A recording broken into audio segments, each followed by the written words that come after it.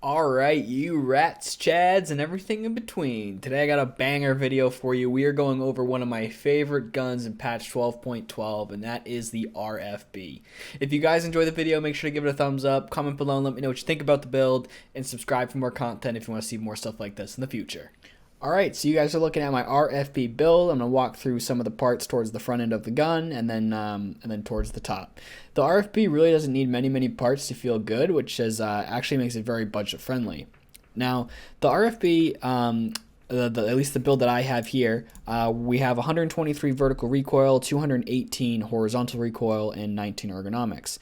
You can make this a bit better if you are on a tighter budget. For example, I have the Wave here on default just because it's a little bit cheaper and it does actually give me a little bit of vertical recoil control, but you can make this better by throwing on the the CB muzzle device and then the Ultra 5 sound suppressor. So now you're down to 114 vertical recoil compared to what we had before, which was the 123. So again, depending on where your budget lands and what you feel most comfortable with, I mean, either of those suppressors are great, but there's other options as well.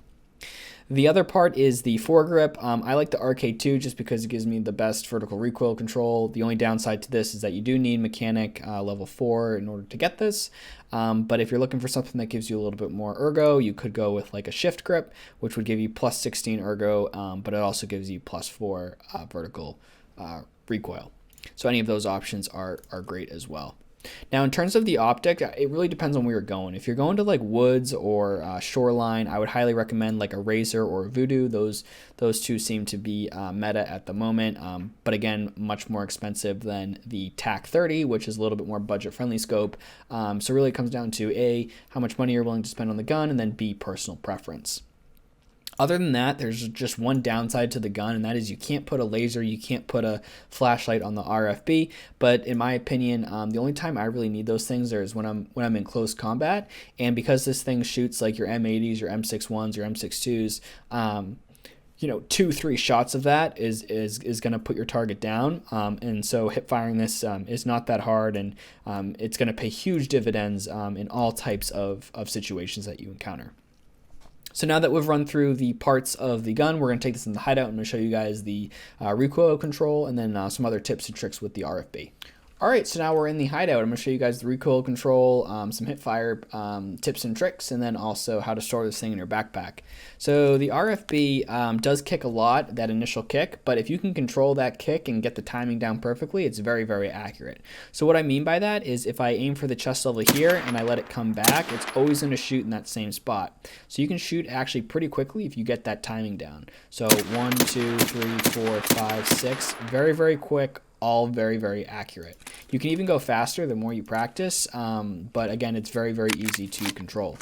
The other part is hip firing. So hip firing is a little bit hard on the RFB because there is no flashlight or laser device, so you're going to want to use this in like very close range. So I would say anything like this you can definitely hip fire. So again, like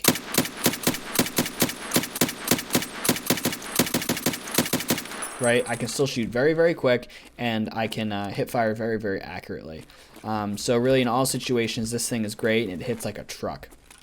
The other tip I want to have for you guys, the RFB is not very popular.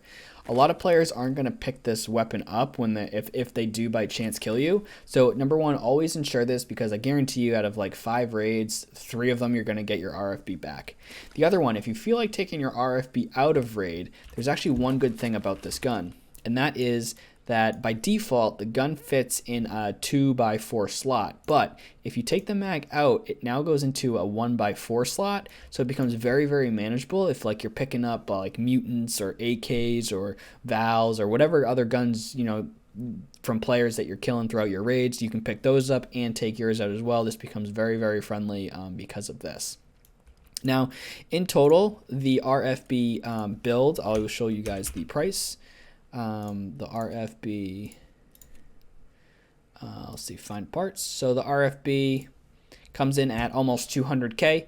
and that is at current prices on January 31st, which isn't really that bad. And this thing shoots M80 or M61, M62, which is technically like meta at the moment. I mean, anything really 7.62 is meta. So this is a very, very good gun that you're going to get back from insurance a lot of times, and it fits very, very well into your backpack if you want to take it out of raid if you're picking up other stuff. And so for those reasons, I highly recommend the RFB to anyone, beginner, intermediate, advanced, and in all different types of situations and maps. It does not matter. The RFB will be great all around. Now, if you're looking for a more close quarter RFB, I guess there is one other option I could talk about. If you're not looking for a scope, you could go with like in XPS30. Again, this is going to feel really good as well. You can take this onto like customs or like labs even, right? This will feel very good and very crisp. So yeah, so this is what I got for the RFB. Let me know what you guys think about the build in the comments below. Like the video if this build works for you, and subscribe for more content if you want to see more stuff like this in the future.